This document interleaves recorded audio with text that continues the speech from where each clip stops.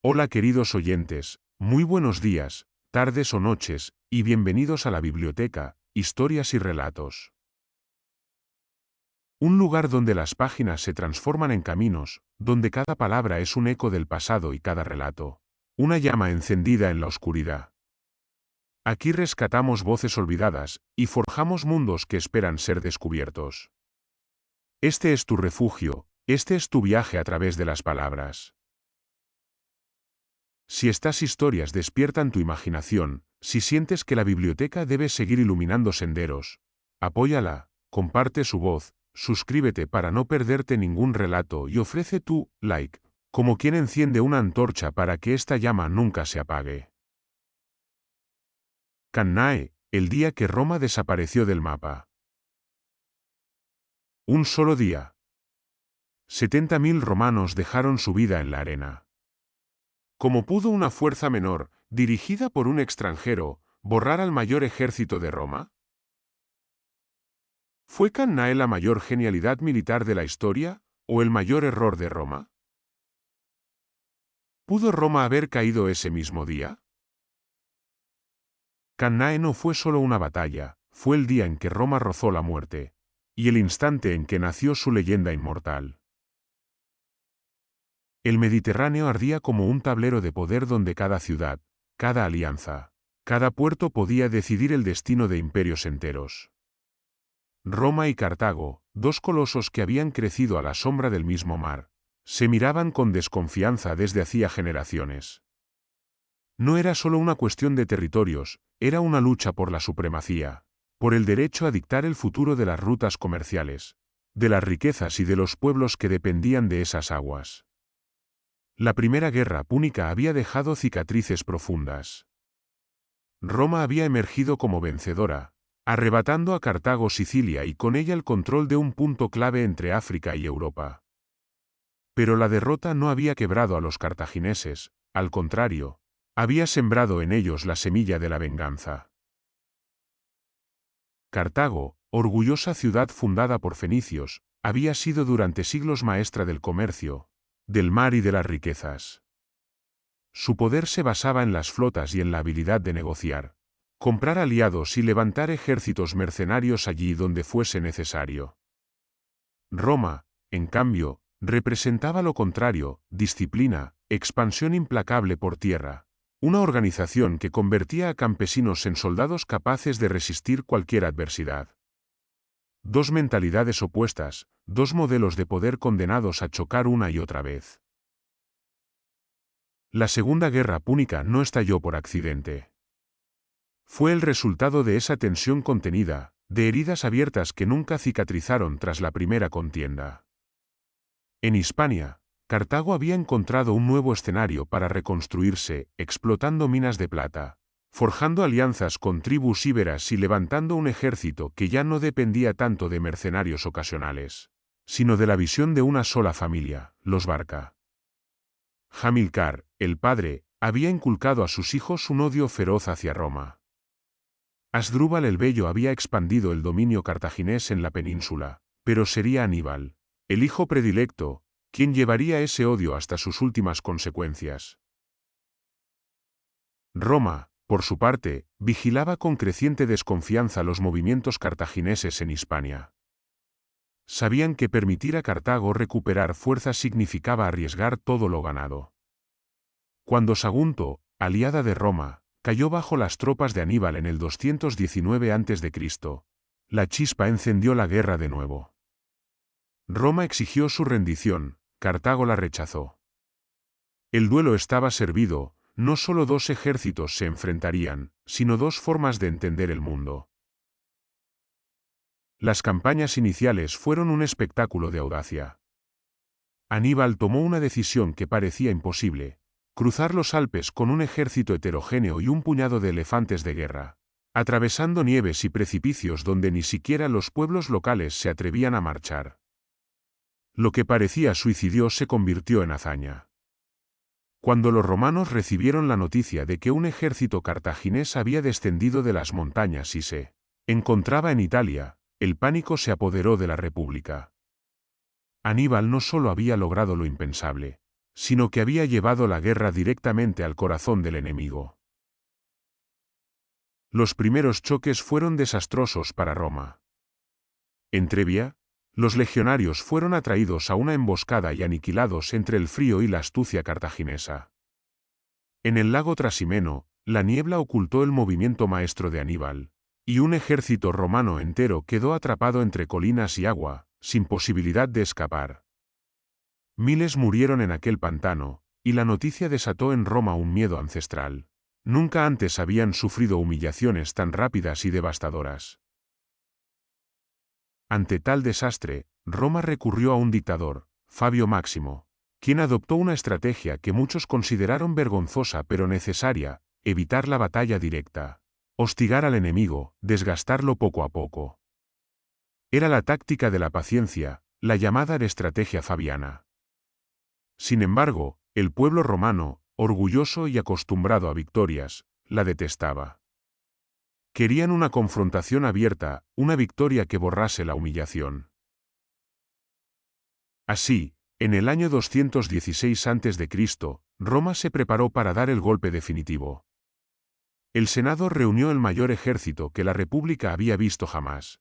Más de 80.000 infantes y 6.000 jinetes, dispuestos a aplastar a Aníbal de una vez por todas. La decisión estaba tomada, ya no habría evasivas, ni maniobras dilatorias.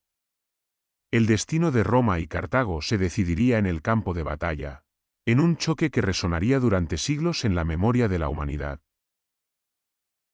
El escenario elegido sería Cannae, en las fértiles llanuras de Apulia. Allí, donde el sol caía implacable sobre un mar de trigo y polvo, dos mundos irreconciliables se disponían a escribir una de las páginas más sangrientas de la historia. El Mediterráneo contenía la respiración. La suerte de imperios enteros dependía de lo que sucediera en aquel día. Los libros, las crónicas y los discursos del Senado pintaban a Roma como un poder inconmovible, una máquina militar cuya sola presencia en el campo bastaba para inclinar la balanza.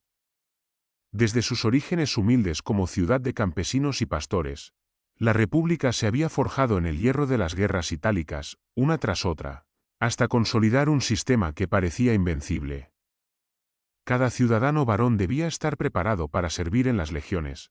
El ejército no era una élite profesional como el de otros pueblos, sino la misma sociedad romana vestida de hierro. Esa idea, repetida hasta el cansancio, formaba parte de la identidad colectiva. Roma no podía caer, porque Roma luchaba unida. Las legiones se habían convertido en el símbolo de esa disciplina. El soldado romano no era el más alto ni el más fiero, pero entrenaba sin descanso, soportaba cargas enormes, marchaba decenas de kilómetros y, llegado el momento, formaba en silencio, obedeciendo sin dudar. La fuerza del conjunto superaba siempre a la de los individuos. Allí donde otras tropas podían flaquear ante la presión, los romanos mantenían la línea, clavaban sus escudos, avanzaban paso a paso con una precisión casi mecánica. Los enemigos los temían porque sabían que no luchaban contra hombres sueltos, sino contra un muro viviente de hierro y disciplina. Ese mito de invulnerabilidad se alimentaba con cada victoria. Roma había aplastado a los etruscos, había doblegado a los galos tras el saqueo de la ciudad, había extendido sus dominios por la península itálica, imponiendo su ley a pueblos orgullosos que juraban nunca someterse. Pero todos terminaron rindiéndose. Incluso la Primera Guerra Púnica, un conflicto naval donde Roma apenas tenía experiencia, se había resuelto con el triunfo romano. Los senadores repetían que nada podía detener a un pueblo que aprendía incluso de sus derrotas. Esa imagen, sin embargo, era también una cadena. La idea de que Roma no podía perder obligaba a cada ejército a luchar no solo contra el enemigo, sino contra el peso de la tradición. Un general romano no se permitía la retirada sin gloria, porque el Senado, el pueblo y la memoria de sus antepasados lo juzgarían como cobarde. Ese orgullo, que tantas veces les dio fuerza, también les empujaba a cometer errores fatales. En el verano del 216 a.C., ese orgullo iba a ser puesto a prueba como nunca antes. Las fuentes romanas insisten en que su ejército de Cannae era la mayor fuerza jamás reunida por la República. Hasta entonces. 80.000 infantes, 6.000 jinetes, legiones y contingentes aliados formando una masa de hombres que, en apariencia, nada ni nadie podía detener. Los romanos estaban convencidos de que, con semejante número, Aníbal no podría resistir. Para ellos, la aritmética era sencilla: más soldados significaba más lanzas, más escudos, más gladius atravesando el aire. El enemigo podría ser astuto, pero ante la marea romana, toda astucia terminaría por quebrarse. La ciudad entera se convenció de esa imagen. El pueblo, tras años de miedo e incertidumbre, depositó su esperanza en ese ejército descomunal. Las madres ofrecieron a sus hijos a la República, los ancianos bendijeron a los jóvenes que partían al frente. Los senadores prometieron que aquel esfuerzo acabaría con el invasor de una vez por todas. Roma no veía posibilidad de fracaso, porque Roma estaba acostumbrada a escribir su historia con victorias. Lo que no sabían, lo que los libros no decían, era que esa fe en la propia invulnerabilidad sería el arma más peligrosa que Aníbal utilizaría contra ellos. Su disciplina, su número, su confianza en la tradición, todo lo que había hecho grande a Roma estaba a punto de volverse en su contra, en la llanura de Cannae. Lo que no aparecía en las arengas oficiales ni en las inscripciones solemnes era que la invulnerabilidad romana ya había sido puesta en duda. El eco de dos derrotas recientes aún resonaba en la península, y aunque el Senado trataba de ocultarlo bajo discursos de firmeza, el pueblo lo sabía, los soldados lo sabían, y hasta los aliados más fieles lo sabían: Roma había sido humillada, y el nombre de Aníbal provocaba escalofríos desde los Alpes hasta el Lacio.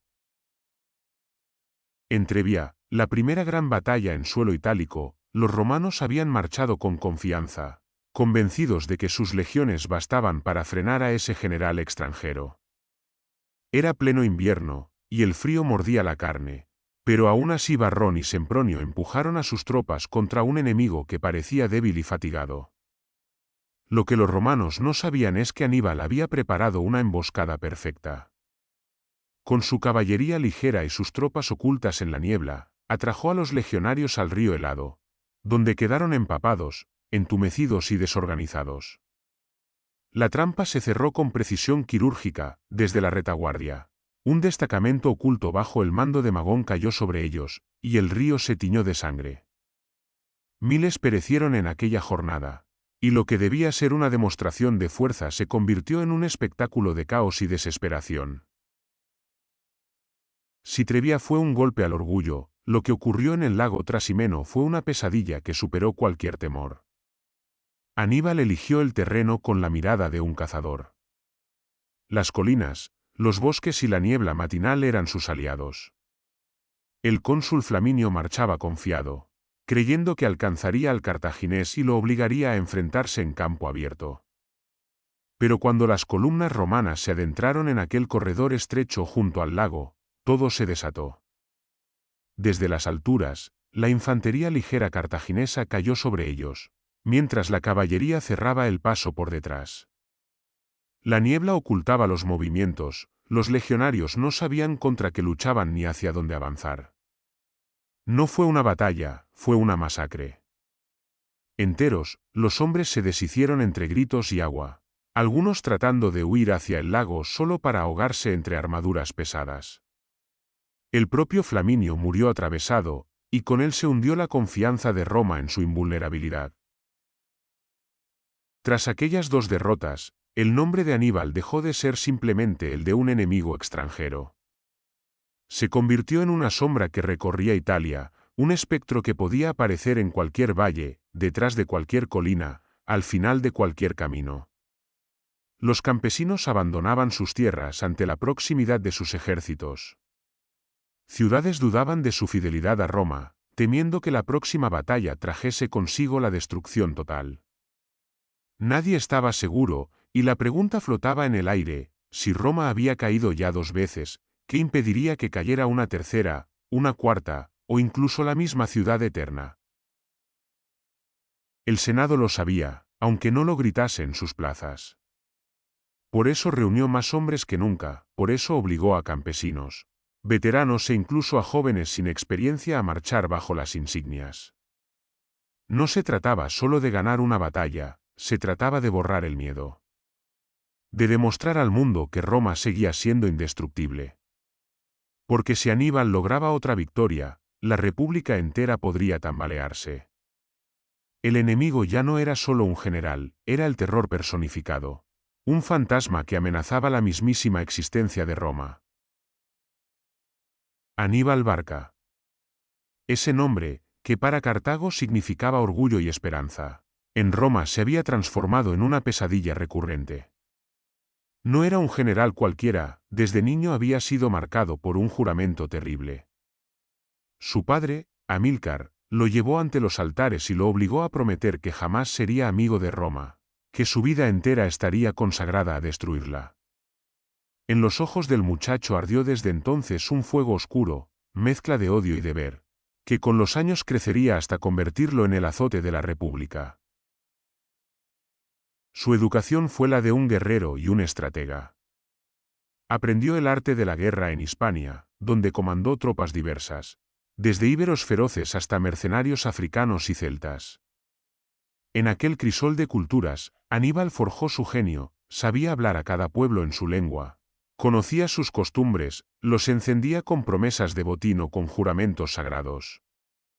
Era duro, implacable, pero también sabía inspirar. No pedía a sus soldados nada que él mismo no estuviera dispuesto a sufrir. Compartía con ellos el frío, el hambre, la fatiga. Su ejército los seguía no solo por disciplina, sino por una lealtad feroz. El mundo entero se sorprendió cuando decidió lo imposible: atravesar los Alpes con decenas de miles de hombres y un puñado de elefantes. Aquel paso montañoso, considerado intransitable, era para él la llave de Italia. Roma jamás imaginó que su enemigo pudiera aparecer por esa ruta. Las legiones lo esperaban en el sur de la Galia o vigilaban las costas, pero nadie soñó que un ejército forastero podría desafiar a las nieves, a los precipicios y a las tribus salvajes de las montañas. El ascenso fue un calvario, ventiscas que cegaban los caminos, avalanchas que arrastraban hombres y animales al vacío, ataques de pueblos hostiles que emboscaban en gargantas estrechas. El ejército cartaginés se desgastaba con cada jornada, el hambre roía los vientres, y sin embargo, Aníbal seguía adelante. Los elefantes, enormes sombras en la nieve, se convirtieron en símbolos vivientes de esa obstinación. Muchos murieron en el trayecto, pero los que sobrevivieron aterrorizaron después a las poblaciones itálicas, que jamás habían visto semejantes bestias. Cuando finalmente emergió del otro lado de los Alpes, con un ejército reducido pero endurecido como el hierro, Roma comprendió que se enfrentaba a un enemigo que desafiaba lo imposible. Ya en Italia, Aníbal mostró la astucia que lo haría legendario. No buscaba la victoria por fuerza bruta, porque sabía que Roma podía reunir hombres sin fin. Buscaba quebrar su espíritu. En Trebia, en Trasimeno, convirtió la naturaleza en su aliada, transformando ríos y nieblas en trampas mortales. Cada batalla suya era una lección de ingenio. No se limitaba a enfrentar, seducía, atraía, envolvía y destruía. Y tras cada victoria, liberaba a los prisioneros itálicos aliados de Roma, enviándolos de vuelta con un mensaje claro: no había venido a esclavizar, sino a liberar a Italia del yugo romano. Con ello, además de sembrar el miedo, plantaba semillas de traición entre los aliados de Roma. Su presencia en la península era como la de un espíritu errante. Nadie sabía dónde atacaría, qué camino tomaría, qué trampa preparaba. Los campesinos huían ante su sombra, los senadores debatían con el corazón encogido, y las legiones marchaban con el miedo clavado en la garganta. Aníbal no era solo un general, era un espectro, un destino oscuro que parecía adelantarse siempre a los movimientos de Roma. Por eso, cuando en Cannae los ejércitos se preparaban para enfrentarse, cada romano sabía que delante no estaba simplemente un extranjero, sino el hombre que había desafiado a la naturaleza, que había cruzado montañas imposibles y que había humillado a la República 2 veces. Un hombre que no conocía la palabra rendición, y que cargaba en su alma la promesa de acabar con Roma aunque le costase la vida. Roma no podía permitirse otra humillación. La memoria del desastre en Trevia y del horror en Trasimeno aún ardía en la conciencia colectiva como brasas encendidas. Y los enemigos de la República observaban cada movimiento, preguntándose si el gigante empezaba a tambalear. El Senado comprendió que el momento era decisivo, o destruían a Aníbal de una vez por todas, o Italia entera correría el riesgo de desmoronarse bajo el peso del miedo y la deserción. Así, se decretó la movilización más colosal que la ciudad eterna había conocido hasta entonces. 80.000 infantes fueron convocados, campesinos y ciudadanos libres arrancados de los campos para tomar el escudo y el gladius. Se añadieron 6.000 jinetes, reclutados entre los aliados latinos y de las regiones más fieles. Era un mar humano, una marea de cascos, lanzas y corazas que llenaba los caminos y las plazas. Las legiones, normalmente formadas en grupos reducidos y móviles, fueron multiplicadas hasta crear un ejército que parecía imbatible por su número. Roma estaba dispuesta a vaciar sus reservas de hombres para demostrarle al mundo que ningún extranjero, por muy astuto que fuese, podía resistir la avalancha de la República. Las calles de Roma vibraban con un extraño pulso entre la esperanza y el temor. Las madres entregaban a sus hijos con lágrimas en los ojos, rezando a los dioses para que regresaran con vida. Los ancianos bendecían a los jóvenes, recordándoles que la gloria de Roma no podía mancharse con otra derrota. En cada taberna y en cada mercado, se repetía la misma idea, con semejante número: Aníbal no tendría escapatoria. Nadie podía enfrentar a 80.000 legionarios sin ser barrido como polvo en el viento. Los propios generales romanos sentían el peso de esa confianza. Dos cónsules, Lucio Emilio Paulo y Cayo Terencio Varrón, compartían el mando. Paulo, veterano y prudente, sabía del peligro que representaba Aníbal y temía caer en sus trampas. Varrón, en cambio, era la voz de la impaciencia popular, deseaba el enfrentamiento directo, la victoria aplastante que borrara las dudas. El mando alterno entre ambos significaba que un día dominaba la cautela y al siguiente la temeridad. Y el día en que se libraría la batalla decisiva, el mando recaería en Varrón. Al otro lado, Aníbal disponía de apenas 50.000 hombres. Un ejército variado, compuesto por íberos curtidos, galos impetuosos, africanos disciplinados y númidas maestros en la caballería ligera. No había unidad de lengua ni de costumbres, pero la mano del cartaginés los había convertido en una fuerza letal. Eran menos, sí, pero eran veteranos, hombres que habían sobrevivido a campañas imposibles, que habían cruzado montañas y ríos y que habían visto caer ejércitos enteros bajo su mando. Cada uno de ellos sabía que el secreto no estaba en el número, sino en la astucia de quien los guiaba. Para Roma, la ecuación era simple: 80.000 contra 50.000. Para Aníbal, las cifras no eran cadenas, sino oportunidades. Sabía que un ejército demasiado numeroso podía ser torpe, que la masa podía volverse contra sí misma si se le obligaba a luchar en un espacio cerrado. Mientras Roma se embriagaba con la grandeza de sus números, Aníbal estudiaba el terreno, el viento, el polvo, cada detalle que podía transformar la superioridad numérica en un arma contra su enemigo. En la llanura de Cannae, bajo un sol despiadado que prometía convertir la jornada en un horno de polvo y sangre, dos concepciones opuestas se miraban de frente. Roma confiaba en la fuerza bruta, en la tradición, en el peso de sus legiones. Aníbal confiaba en la flexibilidad, en el engaño, en la precisión de un plan que llevaba meses dibujando en su mente. Era la lucha entre la cantidad y la calidad, entre el orgullo y la astucia, entre el deseo de borrar el miedo y la determinación de infundirlo para siempre. En ese contraste se encendía la chispa de la tragedia. Porque lo que Roma veía como ventaja absoluta, Aníbal lo transformaría en la trampa perfecta. Cannae. Un nombre hasta entonces insignificante en los mapas de Italia, una pequeña localidad asentada en las fértiles llanuras de Apulia, acabaría grabado en la memoria de la humanidad como sinónimo de aniquilación total. Era un paisaje abierto, de horizontes sin refugio, donde el sol de agosto caía con un peso insoportable y el viento levantaba torbellinos de polvo que se enredaban en la garganta y cegaban los ojos. El río Aufidus, serpenteando cerca, ofrecía agua y un punto de referencia en medio de aquel desierto amarillo de trigo segado. Para Aníbal, era el escenario perfecto; para Roma, el campo de pruebas definitivo. No había montañas donde emboscar, ni colinas que ofrecieran ventaja defensiva, nada que favoreciera a quienes dependían del terreno. Era tierra llana, extendida como una mesa de piedra, donde el choque frontal parecía inevitable. Justo lo que Roma deseaba. Un espacio donde su masa colosal de hombres pudiera desplegarse y aplastar cualquier resistencia. Pero lo que los cónsules no comprendieron era que aquella misma amplitud, aquel cielo abierto y aquel suelo sin obstáculos, era el lienzo que Aníbal necesitaba para pintar su obra maestra. Desde días antes, el cartaginés había medido cada palmo de esa tierra. Sabía dónde el viento arrastraría el polvo hacia los romanos, cegándolos en el fragor de la batalla.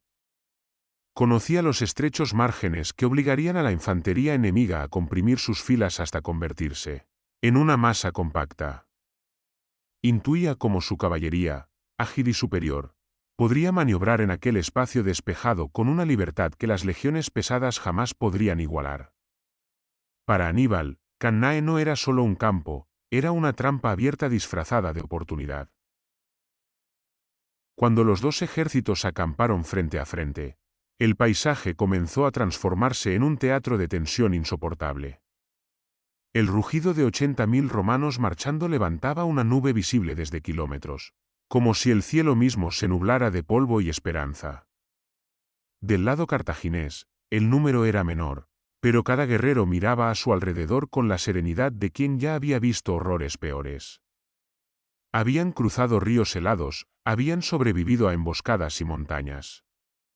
Aquella llanura, bajo el sol abrasador, era para ellos casi un alivio. En las primeras luces del día, los cuernos resonaban y los estandartes ondeaban en el aire caliente. El oro del trigo segado brillaba como si la tierra ardiera. El aire estaba cargado de presagio, como si incluso los dioses contuvieran la respiración.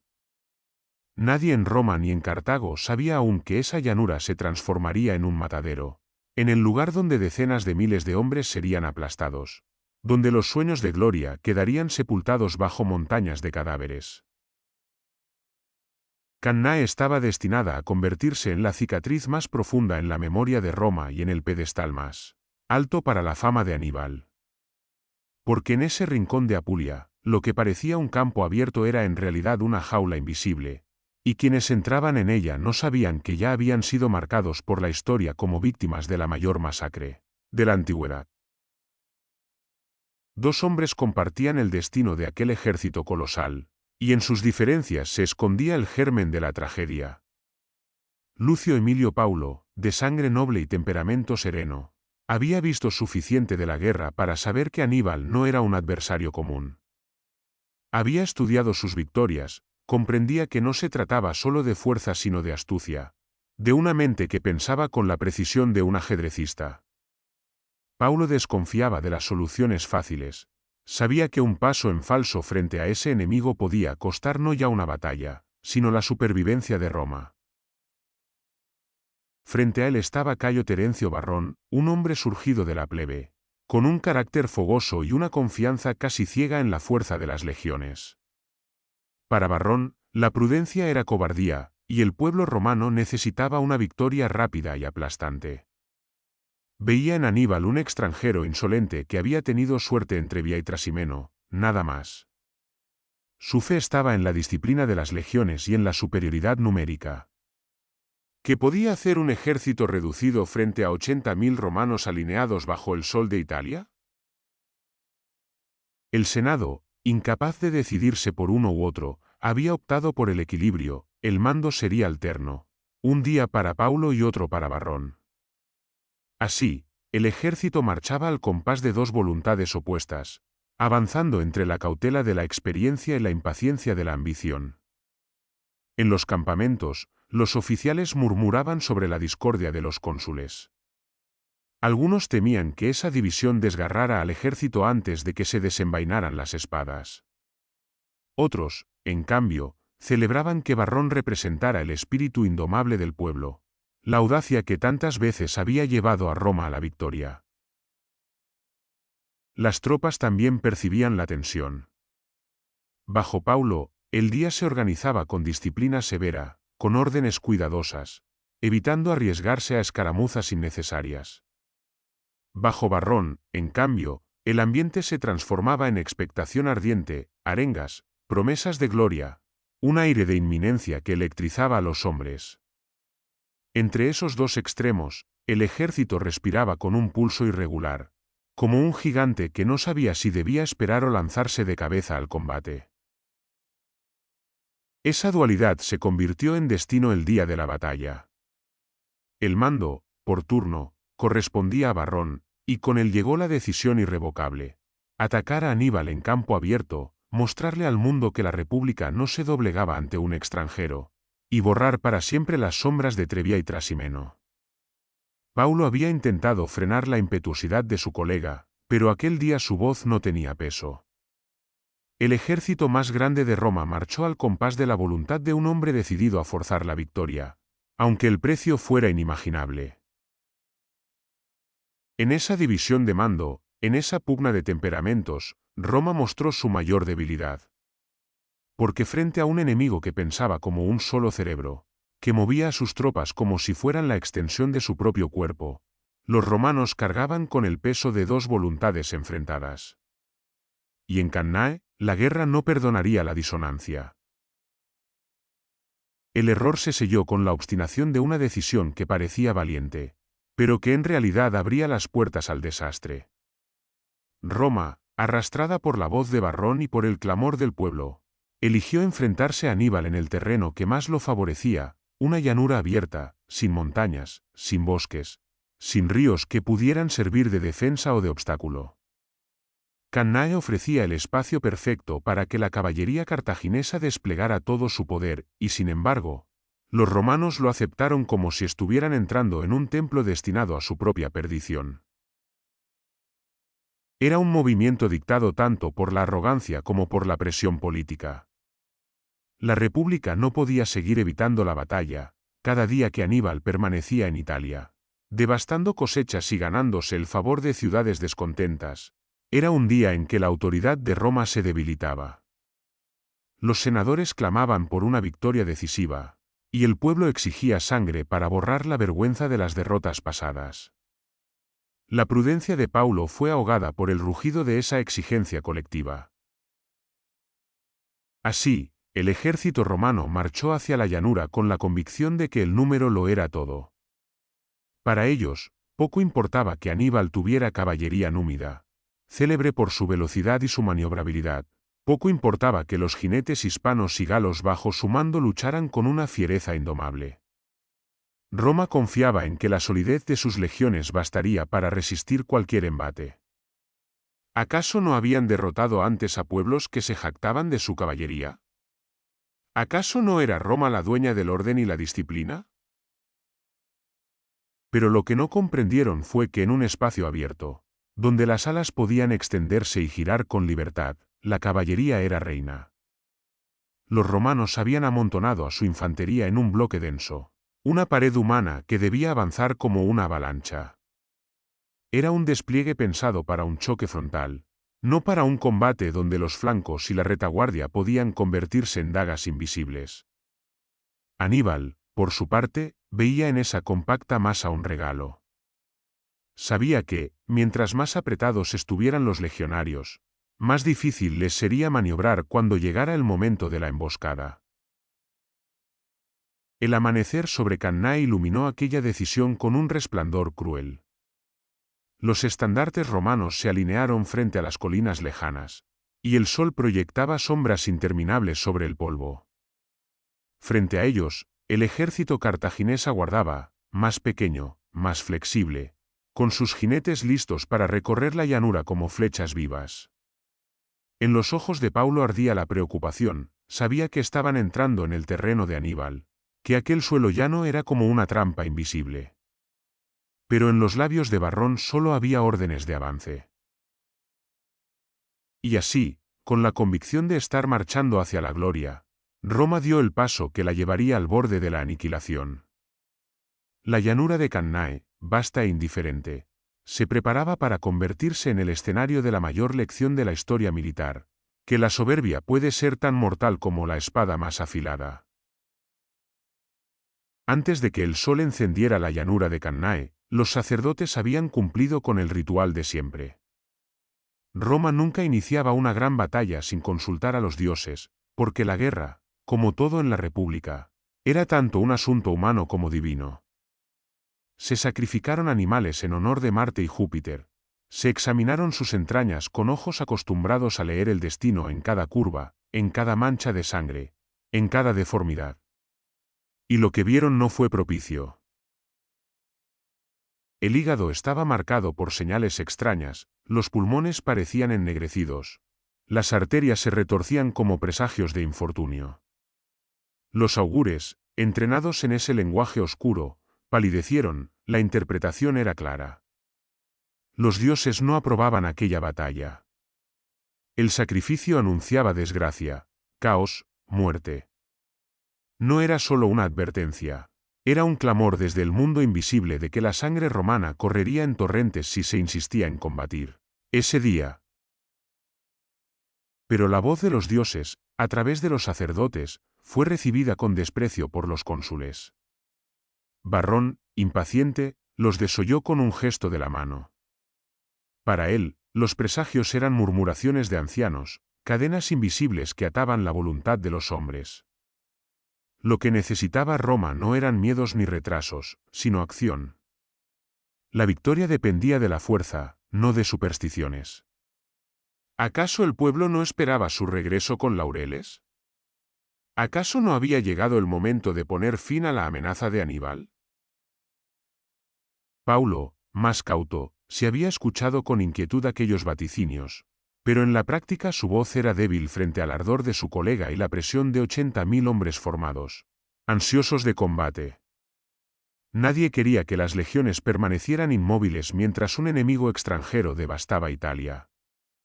Nadie quería volver a Roma con la noticia de que, una vez más, se había evitado el enfrentamiento. El orgullo de la República estaba en juego, y la ambición pesaba más que las advertencias. Los soldados, sin embargo, no eran sordos a los rumores. La noticia de que los sacrificios habían revelado señales nefastas corrió como un susurro por los campamentos. Algunos hombres murmuraban oraciones rápidas a los dioses, otros miraban el cielo con desconfianza, buscando en el vuelo de las aves o en la forma de las nubes alguna confirmación de su destino. El miedo se mezclaba con la euforia, creando una atmósfera cargada de electricidad. Al despuntar la mañana, cuando las trompetas llamaron a formar, los augurios quedaron atrás, sepultados por el estrépito de las armas y el clamor de los soldados.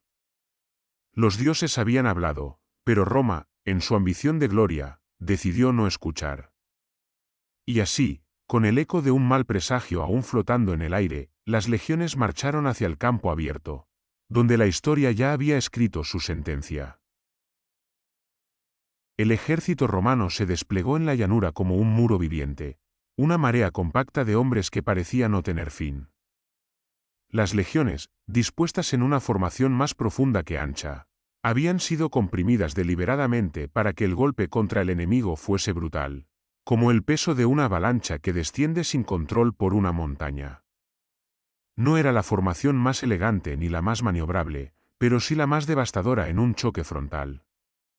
La idea era simple: concentrar toda la fuerza en un único puño cerrado y aplastar el centro cartaginés hasta abrirlo en dos, destrozando la línea de Aníbal antes de que pudiera reaccionar.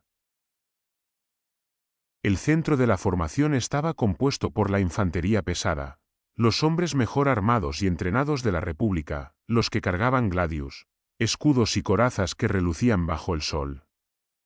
Cada línea se sucedía tras la otra, de modo que cuando la primera se fatigara, la segunda avanzaría para mantener el empuje.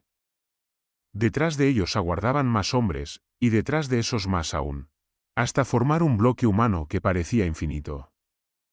8, 10, 12 filas de legionarios que respiraban como uno solo, un bosque de lanzas y estandartes alzados contra el cielo ardiente. Los aliados itálicos, menos disciplinados pero numerosos, se mezclaban en las alas, reforzando la masa. La caballería romana, escasa y poco experimentada, se situaba en los flancos, más como una protección simbólica que como una amenaza real. Porque lo que Roma confiaba en aquel día no eran sus jinetes, sino la implacable marea de su infantería.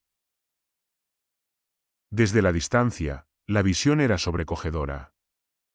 El terreno temblaba con los pasos de 80.000 hombres en movimiento, y el polvo que levantaban parecía una nube que engullía la llanura. Los cuernos resonaban, los estandartes ondeaban, y el murmullo de miles de voces se mezclaba con los choques de hierro y cuero. Para los soldados romanos, aquella masa era una garantía de victoria. ¿Qué ejército, por disciplinado que fuese, podría resistir el empuje de semejante coloso? Pero lo que los legionarios no veían era que, en su densidad, también residía su debilidad. Amontonados hombro con hombro, apenas tenían espacio para maniobrar. El calor y el polvo se colaban entre las filas, sofocando a los hombres antes de que se cruzaran las primeras espadas. El bloque era fuerte mientras avanzara en línea recta, pero rígido como una roca cuando se trataba de girar o adaptarse a movimientos inesperados. Y frente a un enemigo como Aníbal, que basaba sus planes en la flexibilidad y la sorpresa, aquella rigidez era una condena. Roma apostaba todo a la fuerza bruta, al impacto inicial de su masa. Creía que la batalla sería cuestión de minutos, que bastaría con romper el centro cartaginés y dejar que la marea humana barriera los restos. Los legionarios, confiados, apretaban sus escudos, ajustaban las correas de sus cascos y aguardaban la señal. No sabían que, al encerrarse en aquel bloque perfecto y cerrado, estaban entrando sin saberlo en la jaula que su enemigo había diseñado para ellos. Frente a aquella mole compacta de legionarios, el ejército cartaginés se desplegaba con un aspecto engañoso. A primera vista parecía frágil, casi improvisado, como si Aníbal hubiera reunido un conjunto heterogéneo de tribus y mercenarios incapaces de sostener el choque contra la fuerza disciplinada de Roma. El centro de su formación estaba compuesto por galos e íberos, guerreros feroces pero inconstantes, conocidos por su valentía explosiva y también por su tendencia a ceder cuando la presión se volvía insoportable. Allí, en el corazón de la línea cartaginesa, se presentaba la debilidad aparente, el lugar donde los romanos, con toda lógica, dirigirían su golpe más devastador.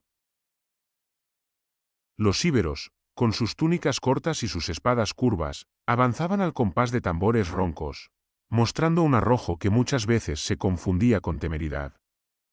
Los galos, más corpulentos y desordenados, portaban largas espadas de hierro, gritando con voces guturales que buscaban intimidar al enemigo. Eran pueblos acostumbrados a la guerra, pero no a la disciplina férrea de las legiones. Desde la distancia, Paulo pudo haber pensado que aquella línea cedería pronto, que bastaría la presión de sus cohortes para quebrarla como se quiebra una rama seca. Y eso era exactamente lo que Aníbal quería que pensara. Porque el verdadero poder de su ejército no estaba en el centro, sino en los flancos.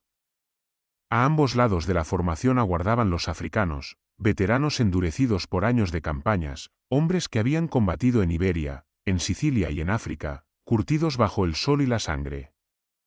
Sus escudos redondos y sus lanzas largas estaban dispuestos con precisión, y sus filas no mostraban fisura alguna. Eran los pilares invisibles de la trampa, guardianes de hierro que permanecerían firmes mientras el centro retrocedía lentamente, fingiendo debilidad. Y más allá de ellos, como alas listas para desplegarse, estaba la caballería. A la derecha, bajo el mando de Asdrúbal, se alineaban los jinetes hispanos y galos, armados con lanzas y espadas, hombres que combatían con la violencia de una tormenta. A la izquierda, los númidas, maestros del movimiento, jinetes ligeros que parecían fusionarse con sus caballos, listos para hostigar, distraer y desgastar a los romanos con su danza incesante de lanzamientos y huidas fingidas. Era una disposición que, en apariencia, favorecía a Roma, un centro blando contra un centro de hierro. Pero en realidad era una obra de engaño cuidadosamente planeada. Aníbal ofrecía a su enemigo justo lo que quería ver, un corazón débil y vulnerable, un lugar donde descargar toda la furia de 80.000 hombres. Sabía que los romanos, orgullosos y ansiosos de una victoria clara, morderían el anzuelo y avanzarían con todo su peso hacia esa aparente brecha. Y cuando lo hicieran, el centro se retiraría poco a poco, como el arco de un cazador que se curva antes de soltar la flecha. A los lados, los africanos pivotarían hacia adentro como puertas que se cierran, y la caballería, superior en número y destreza, se lanzaría a envolver las alas enemigas. No era un despliegue improvisado, sino el diseño exacto de una trampa mortal. Mientras Roma confiaba en la fuerza bruta, Cartago confiaba en el engaño, en la precisión de un plan que se alimentaba del orgullo de su adversario. En aquella llanura ardiente, los dos ejércitos se miraban. Los romanos veían un centro frágil, listo para romperse. Aníbal veía un ejército enemigo caminando directo hacia la jaula invisible que había tejido con paciencia y astucia. Aníbal sabía que no podía vencer a Roma en un choque frontal simple. Los números estaban en su contra, y cualquier intento de igualar fuerza con fuerza habría significado la ruina de su ejército. Pero el cartaginés no era un general de cargas directas ni de gestas a ciegas, era un maestro de la ilusión, un tejedor de trampas que convertía las debilidades aparentes en armas mortales. En Cannae, su plan era sencillo en apariencia y diabólico en ejecución: ofrecer a Roma exactamente lo que deseaba, la sensación de que la victoria estaba allí, al alcance de sus manos, tan cerca que bastaba con empujar un poco más para tomarla. Desde el amanecer, cada movimiento fue calculado para reforzar esa ilusión. El centro de su ejército, con íberos y galos, debía resistir el primer golpe y luego retroceder lentamente, como si se quebrara bajo el peso de las legiones. No se trataba de huir en desbandada, sino de ceder paso a paso, en orden, manteniendo siempre la tensión de la cuerda. Así, los romanos avanzarían cada vez más confiados, creyendo que estaban logrando lo que siempre habían anhelado: atravesar el corazón enemigo y desbaratarlo. La formación cartaginesa había sido diseñada para cambiar de forma como una criatura viva. Convexa al inicio, se iría hundiendo hasta volverse cóncava, envolviendo poco a poco a los romanos que se adentraban demasiado. Cada paso de la infantería romana hacia adelante sería, sin que lo supieran, un paso más hacia la trampa. Ellos creerían estar ganando, pero en realidad estarían entrando en la garganta del monstruo. Los flancos africanos, disciplinados y serenos, aguardaban el momento de cerrar la pinza. Habían recibido órdenes claras: resistir, contener, esperar la señal. Eran los guardianes del secreto, la bisagra del plan. La caballería, por su parte, se preparaba para decidir la batalla. Asdrúbal sabía que debía aplastar la caballería aliada romana en el ala derecha y luego girar como un relámpago hacia la retaguardia. Los númidas, mientras tanto, bailarían a la izquierda, hostigando y demorando a los jinetes romanos, impidiéndoles acudir en auxilio de su infantería. Todo dependía de la paciencia, de la coordinación perfecta entre alas y centro, de la capacidad de Aníbal para mantener a su ejército unido bajo la presión de 80.000 enemigos. Pero si todo salía bien, el resultado sería una trampa sin escapatoria. Roma se vería rodeada por todos lados, atrapada en un círculo de hierro y sangre. Lo más brillante de todo era que el plan se alimentaba del orgullo romano. Los legionarios, formados en un bloque compacto, no podían detenerse una vez que el empuje comenzara. Empujados por miles de filas detrás de ellos, avanzaban siempre hacia adelante, sin opción de retroceder ni de girar. Su fuerza era la marea, y esa marea sería la que los arrastraría hacia el interior de la trampa. Aníbal no necesitaba obligarlos a entrar. Bastaba con hacerles creer que estaban a punto de lograr la victoria que habían soñado durante meses. Cuando los romanos vieron al centro cartaginés retroceder, cuando sintieron que sus gladius y sus escudos arrancaban espacio al enemigo, cuando escucharon los gritos de los galos e íberos que parecían quebrarse, la ilusión se volvió irresistible. Gritaron con júbilo, convencidos de que el fin de Aníbal estaba cerca. Pero en los ojos del cartaginés brillaba otro fuego, el de quien ve cómo su presa entra, paso a paso, en la trampa que él mismo había diseñado. El amanecer aún teñía de oro la llanura cuando sonaron los cuernos de guerra y las primeras nubes de polvo se alzaron bajo los cascos de los caballos. Fue la caballería cartaginesa la que inició la danza mortal.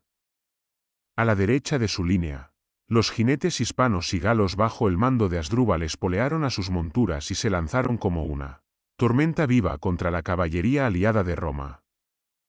No hubo tanteos, no hubo escaramuzas previas, el choque fue directo, brutal, con el estruendo de lanzas astillándose, cascos abriéndose y cuerpos cayendo bajo la violencia del primer impacto. La diferencia entre ambos bandos era tan evidente que se percibía desde el mismo momento en que se encontraron. Los aliados romanos eran menos numerosos y menos diestros, luchaban con valor, pero sin la coordinación ni la furia de sus contrincantes. Los hispanos, montados en caballos resistentes, atacaban con una ferocidad que parecía no conocer límites. Blandían espadas cortas y lanzas con la confianza de guerreros acostumbrados a luchar en las montañas de su tierra, donde cada combate era una cuestión de vida o muerte. A su lado, los galos cargaban con gritos que helaban la sangre, enormes cuerpos que arrollaban con el peso de sus lanzas largas y la fiereza de quienes consideraban la guerra su única herencia. La llanura se convirtió en un torbellino de polvo y sangre. Los caballos se mordían y se encabritaban, los hombres caían al suelo y eran pisoteados antes de poder levantarse. El sol se reflejaba en las armas y en las gotas de sudor que corrían por los rostros desencajados. Cada embestida de Asdrúbal empujaba a los aliados romanos un poco más hacia el caos, hasta que la línea comenzó a resquebrajarse. El ala derecha romana, en la que Varrón había confiado para mantener el equilibrio, empezaba a hundirse bajo la presión. Mientras tanto, al otro lado del campo, la caballería númida se mantenía en su danza extraña. No buscaban el choque directo, sino hostigar, confundir, mantener ocupados a los jinetes romanos con una sucesión de ataques fugaces. Avanzaban lanzando sus dardos y se retiraban de inmediato, girando en círculos, volviendo una y otra vez como moscas imposibles de atrapar. Su objetivo no era vencer en ese flanco, sino impedir que la caballería romana pudiera acudir al centro cuando el verdadero drama comenzara. Era un juego calculado, una distracción que mantenía el tablero en equilibrio mientras Asdrúbal destrozaba el ala opuesta.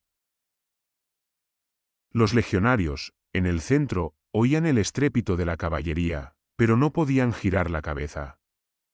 Comprimidos en sus filas, empujados por la masa de hombres que tenían detrás, solo podían avanzar, paso a paso, hacia el corazón del ejército cartaginés. Para ellos, la batalla aún parecía un duelo frontal de infantería. No sabían que a sus espaldas, en la polvareda, el destino ya estaba decidiéndose con cada lanza que atravesaba carne, con cada jinete que caía bajo el poder de los cartagineses. En pocos minutos, el ala derecha romana estaba rota. Asdrúbal, con un rugido de victoria, reorganizó a sus hombres. No era suficiente convencer en ese sector, el plan de Aníbal exigía más. Los jinetes cartagineses, en un movimiento preciso, comenzarían pronto a girar hacia la retaguardia romana. Lo que había empezado como un choque brutal se convertiría en la daga invisible que sellaría la trampa. En el otro extremo del campo, donde el sol golpeaba con una claridad despiadada sobre la llanura, la caballería númida se movía como un espejismo viviente. No eran jinetes pesados, ni vestían corazas brillantes como los romanos. Sus cuerpos ágiles, cubiertos con túnicas ligeras, parecían casi desnudos frente a la disciplina férrea de las legiones. Montaban caballos pequeños, veloces como flechas, y no usaban riendas ni silla elaborada.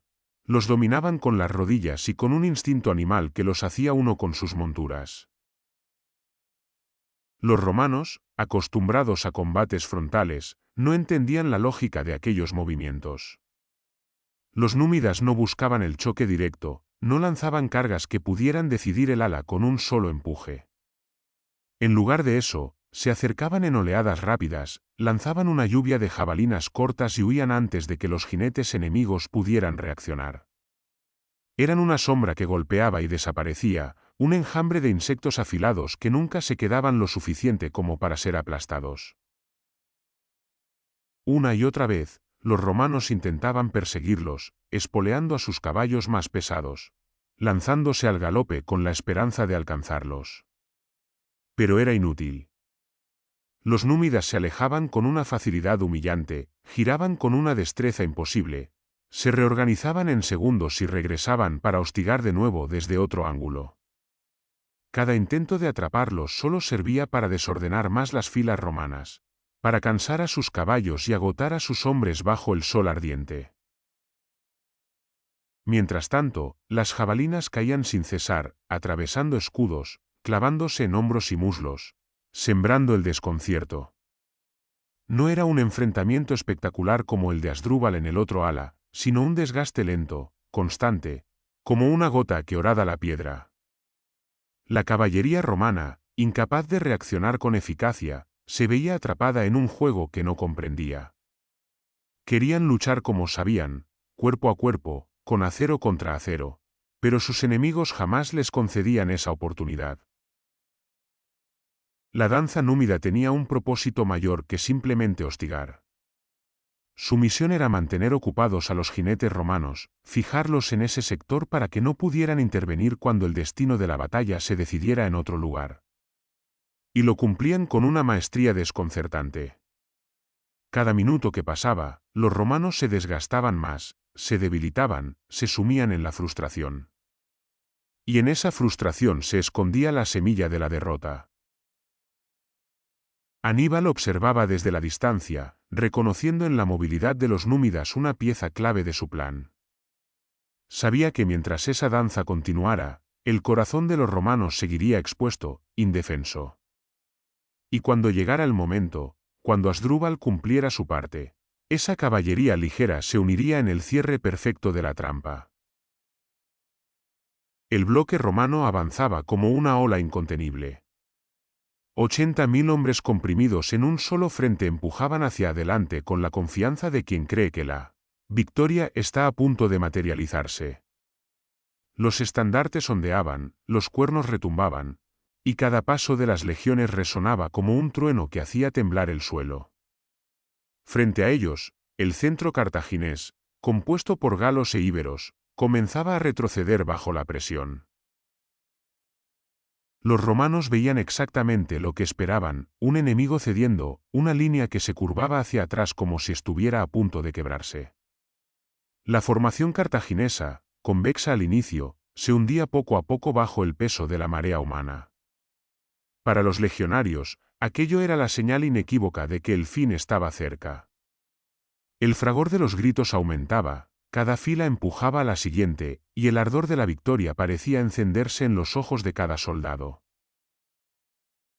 Los galos luchaban con la desesperación de quienes tenían que aparentar más debilidad de la que realmente sentían. Retrocedían paso a paso, resistiendo lo suficiente para no ser arrasados de inmediato, pero cediendo lo bastante como para mantener viva la ilusión. Los íberos, curtidos en 1000 batallas, ejecutaban el retroceso con orden, cubriendo cada movimiento, manteniendo la cohesión que impedía que todo se desmoronara. Su papel era arriesgado y esencial, fingir derrota sin convertirse en derrotados de verdad. Desde la distancia, Paulo veía cómo el enemigo se hundía y no podía evitar sentir un rayo de esperanza. Quizá, después de todo, Varrón tenía razón, quizá ese extranjero había tenido suerte en batallas menores, pero ante la furia compacta de Roma nada podía resistir. Varrón, por su parte, ardía de satisfacción, estaba convencido de que había tomado la decisión correcta, que aquel era el día en que Roma borraría el nombre de Aníbal de la memoria de Italia.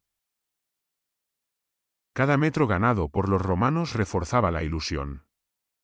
El polvo se alzaba en nubes que oscurecían el cielo. Los gritos de los galos retrocediendo se confundían con los vítores de los legionarios. La media luna cartaginesa, ahora cóncava, parecía al borde del colapso. Los hombres en las filas delanteras, sintiendo la presión constante de los miles que empujaban detrás, solo podían avanzar más y más, sin percatarse de que estaban penetrando en el corazón de un arco cuidadosamente diseñado. Para los romanos, era la gloria, para Aníbal, era el cumplimiento de su plan. Cada paso que daban hacia adelante era, en realidad, un paso más dentro de la jaula invisible que él había construido en su mente mucho antes de que el sol de Cannae se elevara sobre el horizonte. El retroceso del centro cartaginés no era una derrota, sino un teatro de sangre cuidadosamente ensayado. Cada paso atrás de los íberos, cada caída de un galo, cada grieta aparente en la línea era parte de un engaño monumental.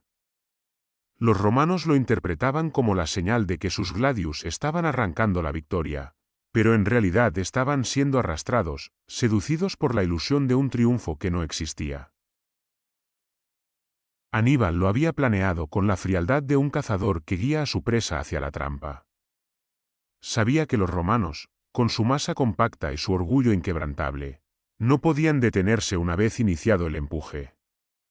80.000 hombres, empujando unos contra otros, no avanzaban por elección, sino por necesidad. El muro humano detrás los obligaba a seguir adelante, sin respiro, sin maniobra. Y ese avance inevitable era justo lo que él deseaba. Los galos, fingiendo fatiga, retrocedían con la boca abierta y la mirada desencajada, como si estuvieran a punto de huir. Los íberos contenían el retroceso, asegurando que no se convirtiera en desbandada, manteniendo la tensión suficiente para no revelar la trampa antes de tiempo. Aquella coreografía mortal, en la que cada soldado era tanto luchador como actor, convertía el centro cartaginés en un señuelo irresistible. Desde las filas romanas, todo parecía confirmar sus esperanzas. Cada metro ganado era celebrado con gritos de júbilo. Cada enemigo que caía reforzaba la convicción de que estaban logrando lo imposible, quebrar de frente al ejército de Aníbal. Varrón, convencido de su apuesta, veía la victoria tan cerca que casi podía saborearla. Paulo, más prudente, notaba la extraña regularidad en el retroceso enemigo, pero su voz ya no podía imponerse al estrépito del combate ni al empuje de la multitud. La realidad, sin embargo, era que el centro cartaginés no estaba colapsando. Se estaba replegando con precisión, como un arco que se tensa antes de soltar la flecha. Cada paso hacia atrás abría más la boca de la trampa, invitando a los romanos a internarse en un espacio que se estrechaba con cada latido. Y mientras el corazón de Roma se adentraba más y más en aquella garganta de hierro, los flancos africanos permanecían firmes, como estatuas inmóviles, esperando la orden de cerrar sobre el enemigo. Lo que para los legionarios era el inicio de la victoria, para Aníbal era el preludio de la aniquilación. El secreto se mantenía intacto, invisible, sostenido por la soberbia romana y por la paciencia cartaginesa. Y cuando la ilusión se rompiera, ya sería demasiado tarde para escapar. La trampa se cerró con la lentitud implacable de un puño que aprieta hasta que ya no queda aire.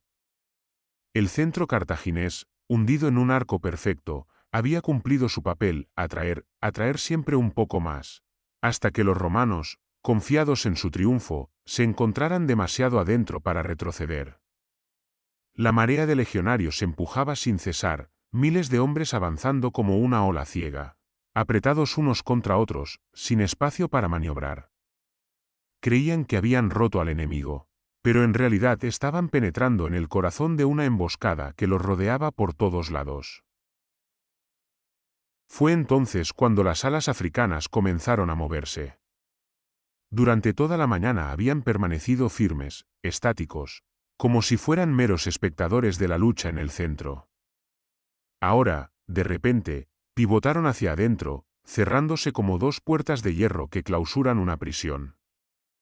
Sus lanzas largas brillaron bajo el sol, y sus escudos avanzaron al unísono, atacando los flancos de las legiones romanas que, comprimidas en su propio bloque, no podían girar para defenderse. El empuje lateral fue devastador, hombres aplastados, filas rotas, gritos ahogados en el estruendo del choque. Los romanos que estaban en las alas intentaron resistir, pero el muro de cuerpos detrás de ellos los empujaba hacia adelante sin cesar. No había espacio para extender el brazo, ni para blandir el gladius con eficacia. El ejército entero, que había confiado en su densidad como en su mayor virtud, se encontraba ahora atrapado por esa misma rigidez. Cada soldado se convirtió en prisionero de la masa, incapaz de retroceder, incapaz de girar, incapaz de escapar. Y cuando el cerco lateral comenzaba a sofocar a los romanos, llegó el golpe final. La caballería de Asdrúbal, que había aniquilado a los aliados en el ala derecha, apareció de nuevo. Como un relámpago, se lanzó hacia la retaguardia romana, cayendo sobre aquellos que guardaban el campamento y sobre las últimas filas de legionarios.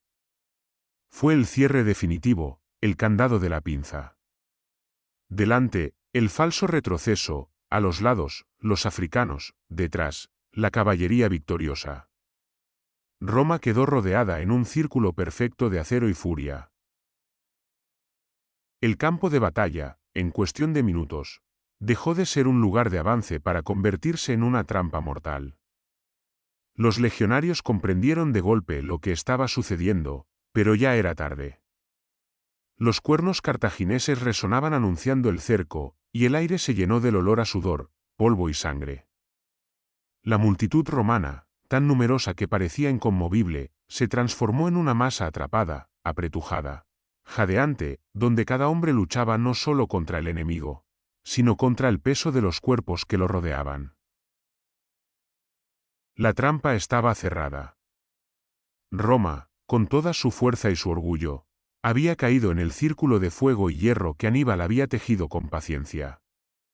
Lo que en la mañana había sido esperanza de gloria, en ese instante se convirtió en la antesala del horror más grande que jamás hubiera sufrido la República. El campo de Cannae quedó envuelto en un silencio extraño, roto solo por los gritos de agonía y el estrépito del hierro. Los romanos, que horas antes habían marchado con la convicción de la victoria, se encontraron aprisionados en un círculo que desafiaba toda lógica. ¿Cómo era posible que un ejército inferior en número hubiera logrado encerrar a la fuerza más grande jamás reunida por Roma? Ese enigma, que aún siglos después se estudia en las academias militares, se resolvía en aquel instante con una claridad aterradora. El número no era nada sin el espacio para usarlo, y la astucia podía convertir la desventaja en un arma letal. Aníbal había comprendido algo que los romanos, cegados por su orgullo, ignoraban: un ejército masivo, comprimido y rígido, podía convertirse en su propia prisión. Mientras más denso era el bloque, más difícil le resultaba girar, abrirse, reaccionar. 80.000 hombres, empujando unos contra otros en un embudo invisible, no eran más que una multitud sin movilidad, un gigante torpe atrapado en una red. Y esa red no estaba hecha de cuerdas, sino de engaños, de movimientos calculados y de la obediencia ciega de un enemigo convencido de su superioridad. El secreto de la victoria de Aníbal no residía en el poder bruto de sus soldados, sino en la geometría de la batalla. Transformó el campo en una trampa viva, donde cada movimiento romano alimentaba el cerco. El centro, con galos e íberos fingiendo fatiga, era el anzuelo. Los flancos africanos, sólidos y disciplinados, eran los dientes de hierro que esperaban el momento de cerrarse. Y la caballería, veloz y despiadada, era la daga que sellaba el círculo desde la retaguardia. No importaba cuántos hombres tuviera Roma, dentro de aquel anillo, su número se volvía contra sí mismo. Era como si Aníbal hubiera escrito un guión en el que los romanos no eran protagonistas, sino actores secundarios de su propia ruina. Cada paso, cada carga, Cada grito de victoria formaba parte de la ilusión que él había tejido con paciencia.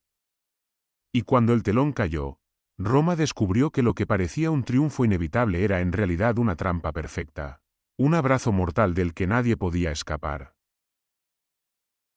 Así, con apenas 50.000 hombres, Aníbal había logrado lo impensable: encerrar al doble de enemigos en un círculo de hierro y fuego. No con fuerza desmedida, sino con la frialdad de un estratega que entendía que la guerra no se gana con músculos, sino con la mente. Y mientras los romanos se asfixiaban en su propia multitud, el nombre de Aníbal Barca comenzaba a inscribirse en la eternidad como el genio que había desafiado a Roma en su terreno y la había vencido con su propia soberbia. El avance romano, que al principio parecía un torrente imparable, se convirtió en su condena. Empujados unos contra otros, comprimidos por la marea de cuerpos que seguía llegando desde atrás, los legionarios quedaron atrapados en un embudo invisible.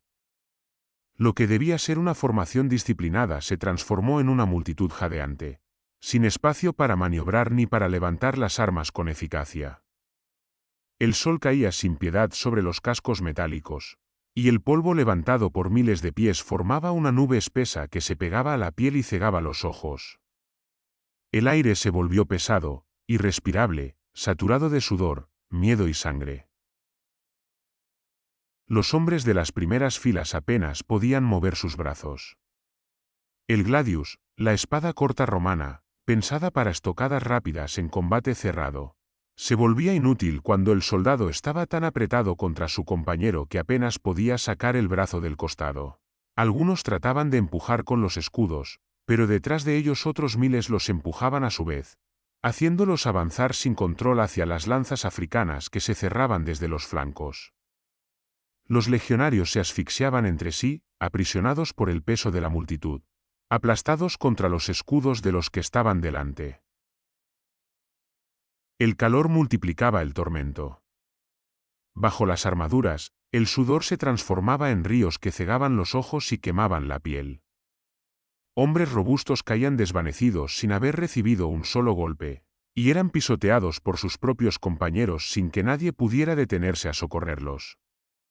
Cada caída añadía un obstáculo más en el suelo, un cuerpo sobre el que otros tropezaban, creando montones de carne humana que bloqueaban el paso y aumentaban el caos. El griterío era ensordecedor, órdenes contradictorias, alaridos de dolor, plegarias desesperadas. Los cuernos romanos, que intentaban imponer orden, quedaban ahogados en la cacofonía. Los hombres de las filas traseras, incapaces de ver lo que sucedía al frente, seguían empujando hacia adelante convencidos de que el enemigo estaba cediendo. No sabían que, en realidad, estaban empujando a sus propios hermanos hacia la muerte. El círculo cartaginés se estrechaba cada vez más. Desde los flancos, los africanos golpeaban con precisión, atravesando escudos, lanzando estocadas rápidas que hallaban huecos entre las filas apiñadas. Desde la retaguardia, la caballería de Asdrúbal arremetía una y otra vez, abriendo grietas que enseguida eran rellenadas por más cuerpos romanos atrapados en el embudo. Era una carnicería sistemática, casi mecánica. La infantería romana, orgullosa y disciplinada, se había convertido en una multitud indefensa. No podían luchar, no podían respirar, no podían escapar. Su mayor fuerza, el número, la densidad, la disciplina cerrada, se había transformado en su mayor debilidad. Aníbal lo sabía desde el inicio: un ejército que no puede mover sus brazos ni respirar, por numeroso que sea, ya está derrotado antes de recibir el golpe final. La llanura de Cannae, bajo el sol inclemente, se convirtió en un horno donde decenas de miles de hombres quedaban atrapados, sofocados, apilados unos sobre otros. Y en ese infierno de carne y hierro, la gloria romana se disolvía entre jadeos agónicos y estertores de muerte. La matanza comenzó sin un instante de respiro. Fue como si toda la llanura se hubiera transformado en una trituradora de carne, un círculo de hierro que giraba sin cesar, desmenuzando vidas una tras otra. Los cartagineses, libres en el espacio que habían sabido conservar, se movían con precisión, girando sus lanzas, descargando estocadas rápidas, retrocediendo para volver a golpear. Para ellos, el combate ya no era un enfrentamiento, sino un trabajo sistemático, un enemigo tras otro, una fila tras otra, hasta que el suelo quedó cubierto de cuerpos.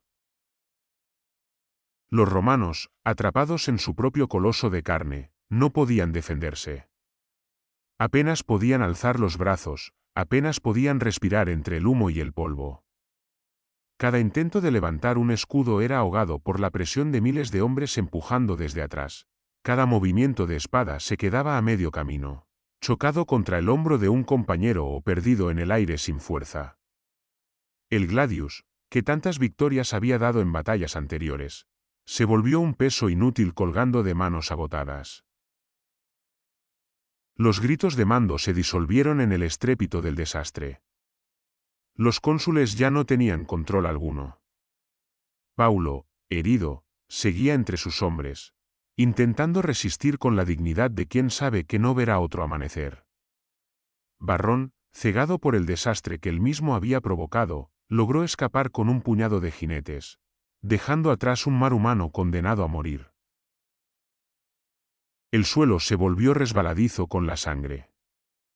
Los legionarios caídos formaban montones que parecían colinas improvisadas, sobre las que otros tropezaban y eran rematados al instante. El polvo, mezclado con el calor, se volvió un velo irrespirable que cegaba y ahogaba. Muchos morían no por el filo del enemigo, sino por asfixia, aplastados bajo los cuerpos de sus compañeros o desvanecidos por el calor insoportable dentro de la armadura. Los cartagineses avanzaban como una máquina precisa, afilada. Los africanos, curtidos por años de guerra, golpeaban con la serenidad de hombres que sabían que estaban escribiendo historia. Los númidas, rápidos como sombras, se lanzaban contra los que intentaban huir por las brechas, devolviéndolos a la trampa. La caballería de Asdrúbal, ahora dueña del campo, remataba a cualquiera que tratara de escapar hacia el río. Era un círculo perfecto, sin salida, que convertía a cada romano en una presa acorralada. Las horas se dilataron en una eternidad de horror. Bajo el sol abrasador, los legionarios cayeron uno tras otro, hasta que el mar de sangre inundó la llanura. 70.000 hombres, en cuestión de unas horas, fueron segados como espigas bajo la hoz. La mayor parte de la juventud romana quedó tendida allí, en silencio, con los ojos abiertos al cielo que había sido testigo de su derrota. Cuando por fin cesó el fragor, el campo de Cannae no era ya un campo, era un cementerio abierto. Un océano de cuerpos extendidos hasta donde alcanzaba la vista. El hedor a sangre y muerte impregnaba el aire. Los cuervos y los buitres descendían en bandadas, atraídos por el festín macabro. Y en medio de aquel paisaje de devastación, Aníbal contemplaba el resultado de su genio táctico. Había convertido a la fuerza más grande de Roma en una montaña de cadáveres. Cannae ya no era una batalla. Se había transformado en una carnicería, en la masacre más espantosa de la antigüedad. Roma, la invencible, había perdido en un solo día lo mejor de su ejército. Y el Mediterráneo entero tembló al comprender que, por primera vez, la República estaba herida de muerte. El silencio que siguió al fragor de la matanza fue tan profundo que parecía irreal. Allí donde al amanecer se había alzado el mayor ejército jamás reunido por Roma, solo quedaban cuerpos tendidos bajo el sol, un mar de cadáveres que se extendía hasta perderse en el horizonte. Las águilas de las legiones, símbolos sagrados de la República, yacían entre la sangre y el polvo, arrebatadas o manchadas, como si los dioses mismos hubieran retirado su favor. Roma había perdido en un solo día lo que jamás había creído posible perder, el corazón mismo de su fuerza. 80.000 hombres habían marchado a Cannae, y apenas unos miles sobrevivieron para contar la historia. Fue una amputación brutal, un desgarro en la carne de la República. Lo mejor de su juventud, los campesinos, los ciudadanos libres, los veteranos curtidos, todos quedaron allí, segados en cuestión de horas. El desastre era tan colosal que parecía imposible de concebir. No se trataba solo de una derrota, era el derrumbe absoluto de la seguridad romana, el fin del mito de invencibilidad. Ni siquiera en las peores pesadillas alguien había imaginado que la máquina militar de Roma pudiera ser destruida, de manera tan total, en campo abierto, frente a un ejército menor en número. Las noticias viajaron rápido, atravesando aldeas, caminos y ciudades. Italia entera se estremeció. Aliados hasta entonces fieles comenzaron a dudar, algunos se inclinaron hacia el vencedor, y otros, paralizados por el miedo, esperaron a ver si Roma sería capaz de levantarse de semejante catástrofe. El Mediterráneo entero observaba con asombro, había llegado el día en que Cartago, bajo el mando de un solo hombre, derribaba al coloso romano. La magnitud de la pérdida era casi incalculable. 70.000 muertos, 10.000 prisioneros, oficiales, cónsules, senadores, toda una generación borrada en la llanura polvorienta de Apulia. Roma, que hasta ese momento había creído que siempre podía reponer sus ejércitos, se enfrentaba por primera vez a la posibilidad real de no tener hombres suficientes para defenderse. Era un resultado imposible, un golpe tan demoledor que en cualquier otra nación habría significado la rendición inmediata. Pero Roma no era cualquier nación. Mientras los buitres descendían sobre los cuerpos y el viento del sur agitaba los estandartes caídos, en la ciudad eterna se encendía otra llama, la del odio, la de la obstinación, la de la convicción de que, incluso en la derrota más absoluta, la República jamás doblaría la rodilla. Esa revelación, que la mayor derrota de su historia no bastaría para hacerlos rendirse, fue la chispa que decidiría el destino de la guerra. Cuando el sol comenzó a descender sobre la llanura cubierta de cadáveres, y el olor a sangre y muerte ya impregnaba cada brizna de aire, muchos pensaron que el destino del mundo se decidiría en los días siguientes. Aníbal, el genio que había destrozado al mayor ejército romano de la historia, tenía ahora el camino abierto hacia la propia ciudad eterna. Roma, indefensa, con sus legiones aniquiladas, se encontraba en su momento más frágil. Jamás en toda la guerra volvería a estar tan expuesta. Los mensajeros y oficiales cartagineses lo sabían. Uno de ellos, según cuentan las crónicas, se acercó a Aníbal con la voz aún temblorosa de la euforia y le dijo: «Sabes vencer, pero no sabes aprovechar la victoria. Si ahora marchas sobre Roma, en pocos días cenaremos en el Capitolio». Era un clamor de quienes veían a la loba herida y suplicaban dar el golpe final. Pero Aníbal no lo hizo. Tras Cannae, no condujo a su ejército contra las murallas de Roma. En lugar de eso, permaneció en el sur de Italia, esperando, midiendo, buscando consolidar apoyos y aliados. Quizá confiaba en que la propia magnitud de la derrota haría que Roma negociara la paz, o que sus aliados itálicos se rebelaran en masa contra la República.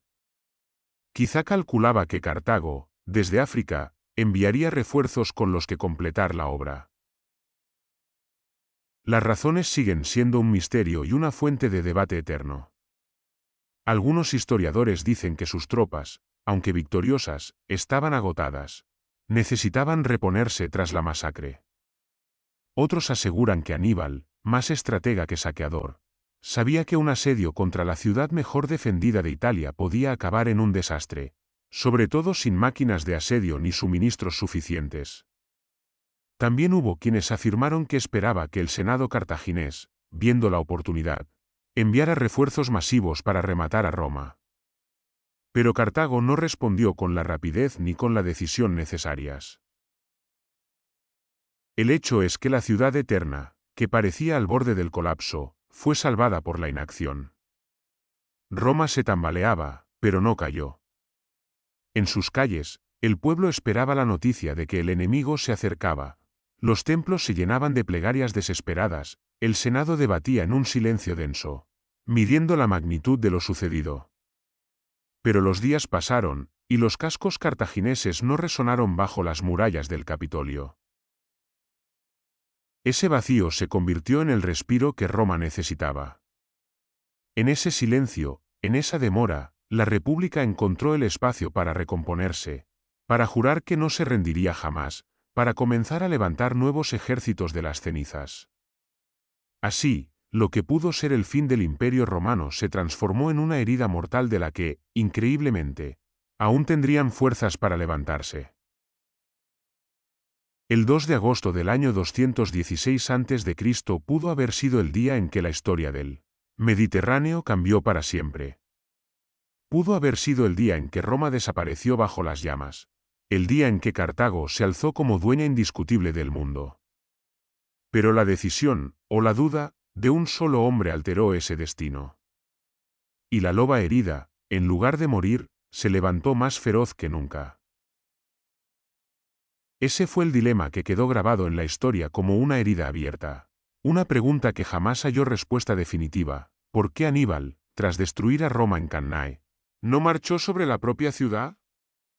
¿Fue prudencia, cálculo frío, falta de medios, o el mayor error de su vida?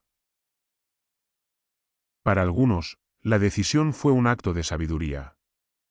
Roma no era Sagunto, ni Capua, ni ninguna de las ciudades que había visto caer.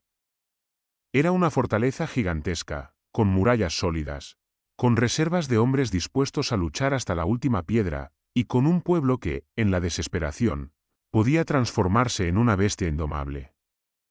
Aníbal no contaba con máquinas de asedio, ni con la logística suficiente para alimentar a su ejército durante un cerco prolongado.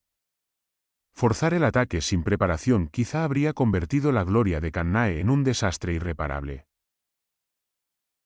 Otros, sin embargo, lo vieron como un error fatal.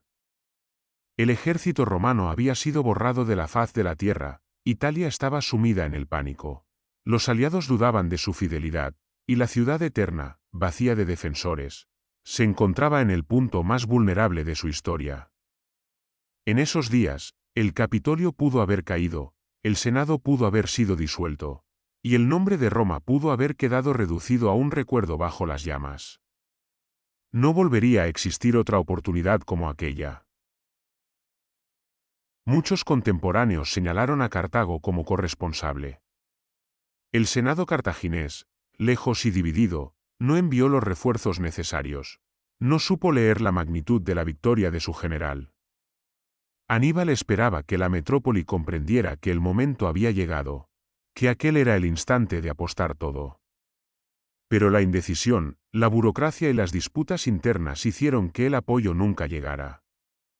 Y mientras Cartago dudaba, Roma respiraba. Así nació la paradoja que persigue a Aníbal hasta nuestros días. El hombre que logró la mayor victoria táctica de la antigüedad dejó escapar la posibilidad de transformar esa victoria en el final absoluto de su enemigo. Fue prudencia, sí, y tal vez lógica militar. Pero también fue un hueco, una grieta en su genio, un instante en que el destino parecía estar en sus manos y lo dejó escapar. Ese dilema eterno acompaña su figura como una sombra. Para algunos, lo engrandece, porque muestra que era más humano que los dioses a los que parecía emular en el campo de batalla. Para otros, lo condena, porque en esa decisión no tomada se perdió la oportunidad de cambiar el curso del mundo. Y en las escuelas de guerra, aún se repite la misma pregunta: ¿qué habría pasado si Aníbal hubiese marchado sobre Roma aquel día? Lo cierto es que, al no hacerlo, selló sin saberlo su propio destino. Roma, que parecía muerta, tuvo el tiempo de levantarse, de recomponerse y de jurar venganza. Lo que pudo ser el ocaso de la loba se convirtió en el inicio de una resistencia feroz que, años después, llevaría a Escipión hasta las mismas murallas de Cartago. La paradoja de Cannae es quizá una de las más crueles de la historia. En el mismo día en que Roma perdió a lo mejor de su pueblo, en que 70.000 de sus hijos quedaron tendidos en la llanura de Apulia, la República encontró la fuerza de su decisión más férrea. La derrota, en lugar de quebrar su voluntad, la endureció como el hierro en la fragua. Roma entendió que, si quería sobrevivir, no podía confiar ya en la suerte de una sola batalla, sino en la obstinación de resistir hasta el final, aunque costara sangre, generaciones y lágrimas. En la ciudad eterna, el luto se mezcló con una determinación inquebrantable. Las madres lloraban a sus hijos, pero al mismo tiempo entregaban a los que aún quedaban para que tomaran las armas. Los ancianos, lejos de aconsejar la rendición, clamaban que era mejor que Roma entera muriera antes que arrodillarse ante un extranjero. El Senado, en lugar de enviar embajadas a Aníbal para negociar la paz, decretó que la guerra continuaría, hasta el último hombre. No habría rendición, no habría pactos, la República prefería arder a someterse. Así, de entre las cenizas de su mayor desastre, Roma levantó un juramento colectivo. Reclutaron a esclavos y les dieron la libertad a cambio de servir en las legiones. Obligaron a los criminales a tomar el escudo y marchar al frente. Se alistaron adolescentes y hombres demasiado viejos, todos unidos por la convicción de que la ciudad no caería mientras quedara un romano en pie. La derrota no había traído la rendición. Había sembrado una furia que transformó a la República en algo aún más implacable. Aníbal había ganado la batalla perfecta, había logrado la obra maestra de la táctica, pero en ese mismo triunfo había forjado el espíritu que lo derrotaría a la larga. Porque lo que Roma perdió en hijos, lo ganó en voluntad. Lo que Roma vio desaparecer en un día, lo transformó en una promesa eterna: resistir. Resistir aunque no quedara esperanza, resistir aunque todo el mundo creyera que estaba acabada. Esa fue la paradoja de Cannae: la muerte masiva engendró la vida obstinada de un imperio que, lejos de sucumbir, comenzaba a forjar su destino de eternidad. Cannae no quedó simplemente como una derrota en los anales romanos. Se convirtió en un mito, en un paradigma de la genialidad y del horror, en la lección que atraviesa siglos y que aún hoy se enseña en academias militares de todo el mundo. Allí, en una llanura polvorienta del sur de Italia, Aníbal había ejecutado lo que más tarde se conocería como la doble envolvente, la pinza perfecta, el movimiento que transforma un ejército inferior en número en una guadaña capaz de segar a uno mucho mayor. Generales de todos los tiempos se inclinaron ante el recuerdo de esa jornada. Federico el Grande lo estudió como modelo de maniobra. Napoleón lo mencionó como inspiración de sus propias campañas. Incluso en la modernidad, los estrategas de las guerras mundiales recurrieron a Cannae para comprender cómo la astucia puede vencer al número, cómo la movilidad y el engaño pueden aplastar a un coloso rígido. Cannae trascendió su época y se convirtió en símbolo de lo que la mente humana es capaz de lograr en el campo de batalla. Pero el mito no se construyó solo en torno a Aníbal. También Roma alimentó su propia leyenda en ese desastre. Porque lo que habría acabado con cualquier otra nación, la pérdida de 70.000 hombres en un solo día, para los romanos fue el punto de partida de su resiliencia. Cannae se transformó en el ejemplo de su obstinación, en la prueba de que podían caer una y otra vez y, aún así, levantarse. Era el recuerdo amargo que juraban vengar, la herida que alimentaba el fuego de sus legiones en campañas futuras. Así, la batalla se convirtió en mito por partida doble: el mito de la genialidad militar cartaginesa y el mito de la obstinación romana. Dos relatos entrelazados que siguen vivos más de 2000 años después. Cuando se pronuncia el nombre de Cannae, no solo se habla de un lugar o de una fecha. Se habla de la perfección y de la catástrofe, del triunfo absoluto y de la derrota total, de la brillantez de un general y de la resiliencia de un pueblo. Y mientras el tiempo borra imperios y ciudades, Cannae permanece. No como un montón de ruinas, sino como una lección eterna, una advertencia escrita en sangre, que incluso el más fuerte puede ser destruido si confunde número con inteligencia, y que incluso el más derrotado puede levantarse si su voluntad arde más que la derrota. ¿Fue Cannae la mayor obra de un genio, o la oportunidad perdida que pudo borrar a Roma del mapa? ¿Tú qué habrías hecho si fueras Aníbal? ¿Habrías marchado contra la ciudad eterna o esperado refuerzos? Deja tu opinión en comentarios. ¿Se salvó Roma por coraje o por la indecisión de su enemigo? ¿Tú qué piensas? ¿Fue la mayor victoria de la historia o el mayor error estratégico de Aníbal? En Cannae, el sol brilló sobre la gloria de Aníbal, pero encendió para siempre el fuego inmortal de Roma. Y así llegamos al final de este relato. Gracias por acompañarme en este viaje a través de las palabras. Espero que hayas disfrutado la historia tanto como yo al compartirla contigo. Recuerda que en la biblioteca siempre habrá un nuevo mundo que descubrir, una voz que escuchar, un eco que revivir. Hasta la próxima, y que tengas muy buenos días, tardes o noches. No olvides suscribirte y dejar tu like para seguir explorando juntos más relatos.